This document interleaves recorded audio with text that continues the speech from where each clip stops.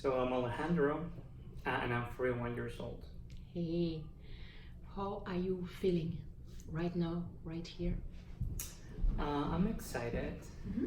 I'm in one of my favorite places in Des Moines. Yeah. Where are we exactly? So we're in Trinity, America, the United Methodist Church, but this church serves as a community center.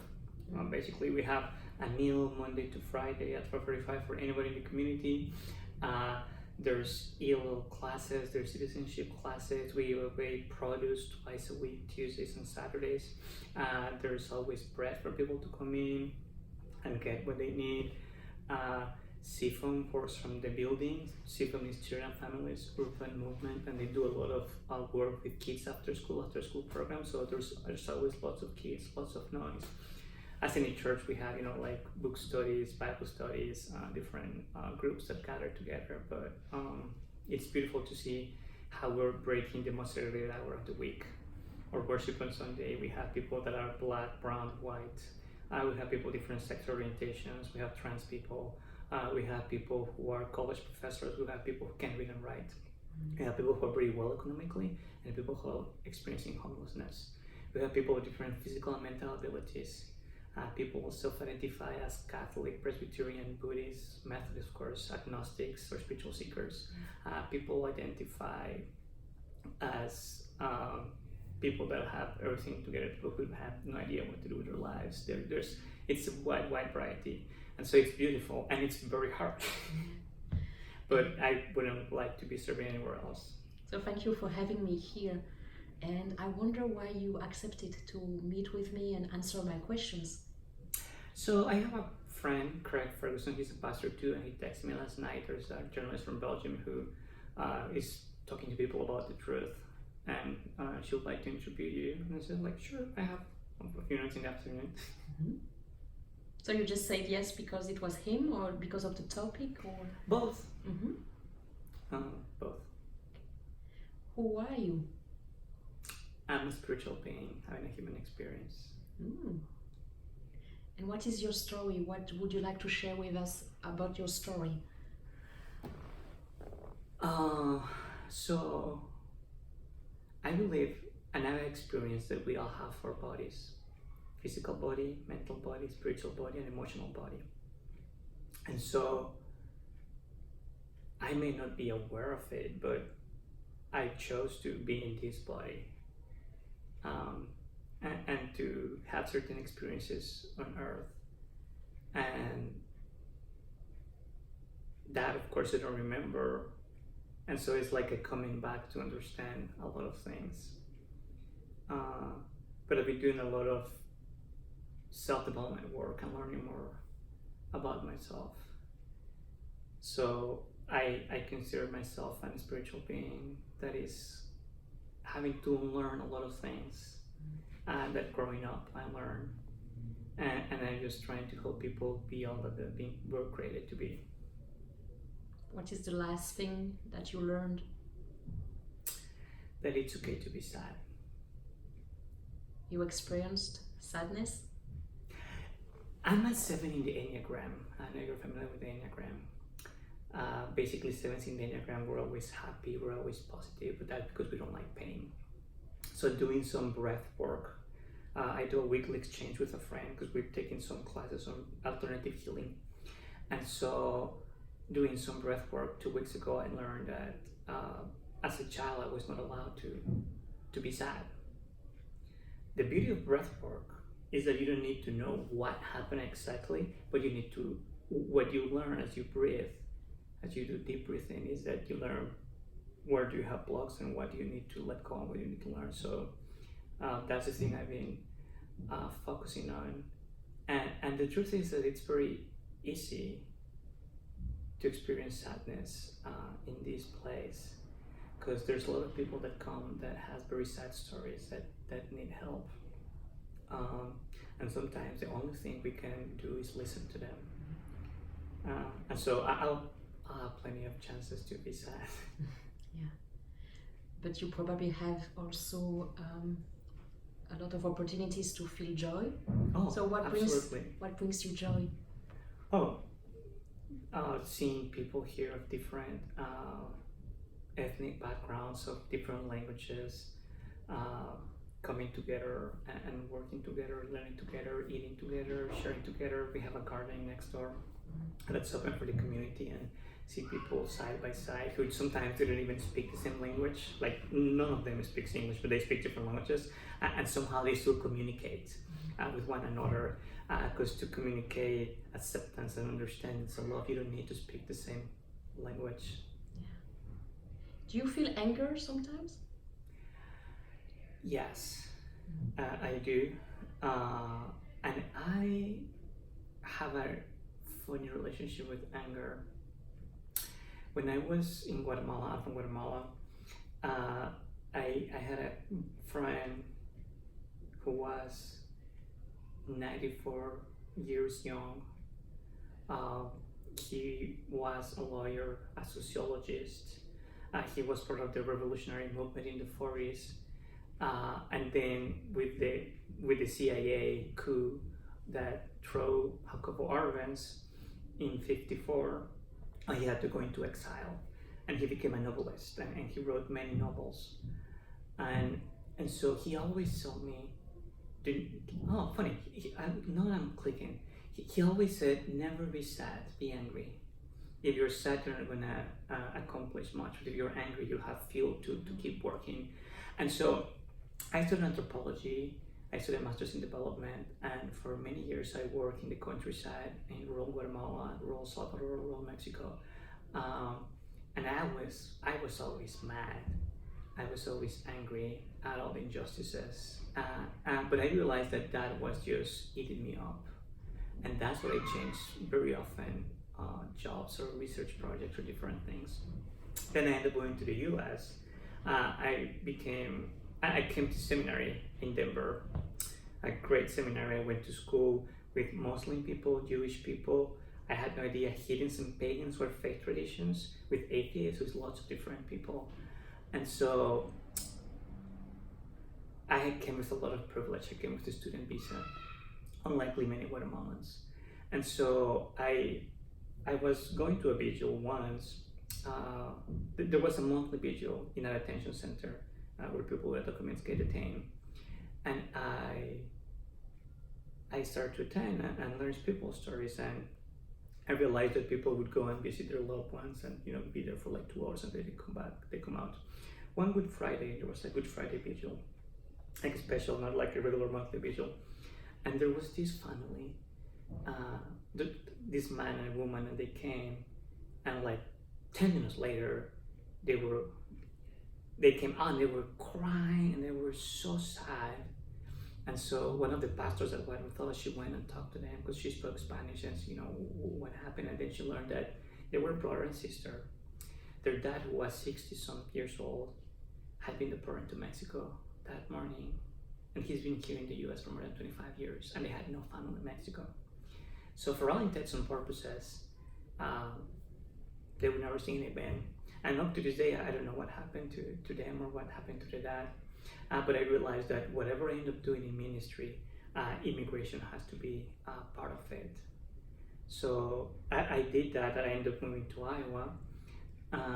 And I was part-time at this church and part-time as immigration specialist. And so I did a lot of advocacy work. They never gave me a job description. It was great because pretty much I could do whatever I wanted.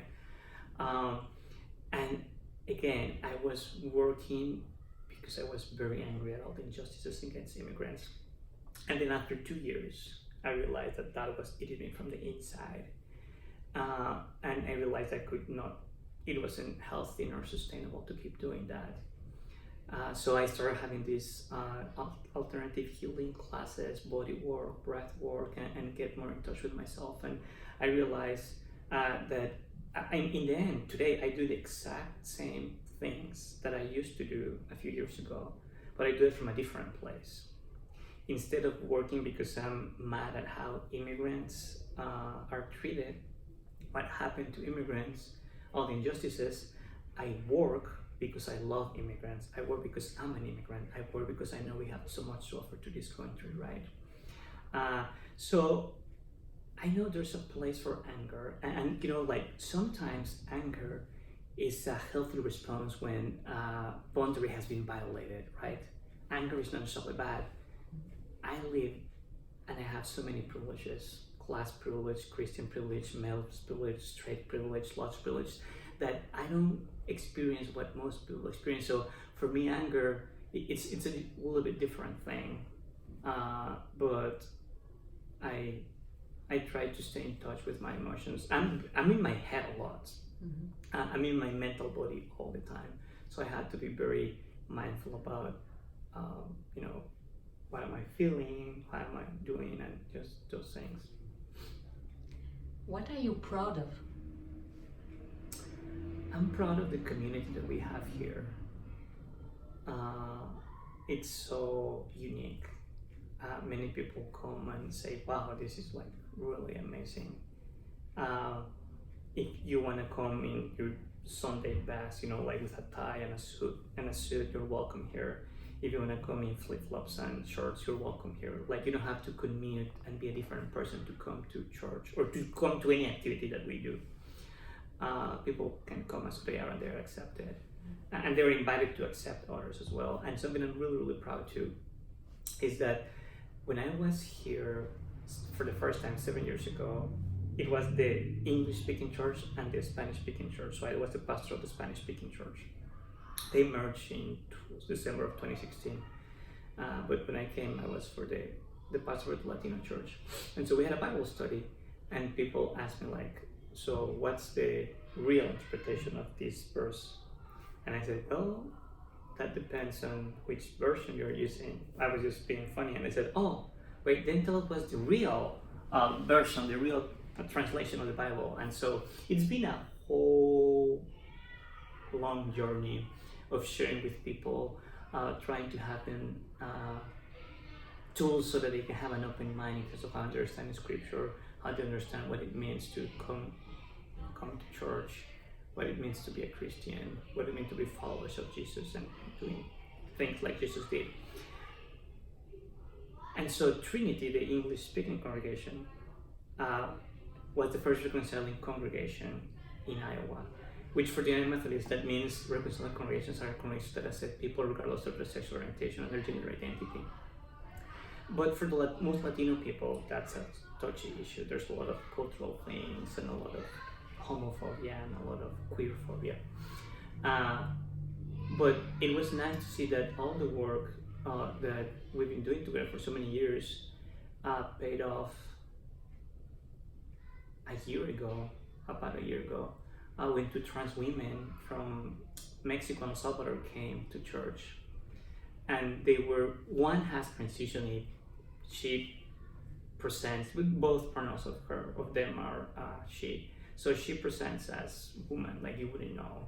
The other hasn't transitioned yet, so it still physically presents like a man.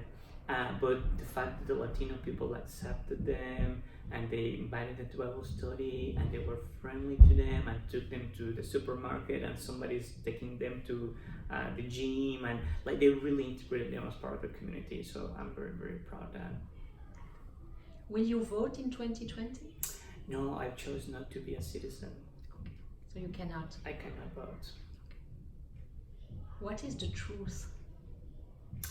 The truth is that we're all connected. We're all one. We're all spiritual beings, and whatever happens to me affects everybody. Whatever happens to any person affects me and everybody.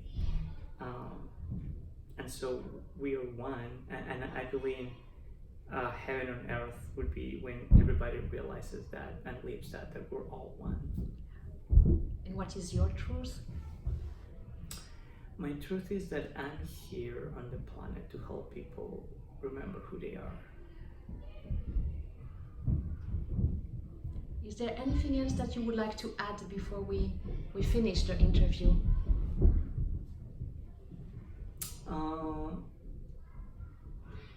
I'm just curious, how did you start thinking about the truth?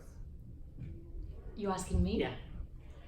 Since I am a little girl. Yeah, that was when happened, but how did that, and we don't have to record this if you don't want to, because you're the one asking the questions. I'm just very very curious. I think I'm gonna do a video and answer the questions Okay. I ask to people. Okay. That's for sure.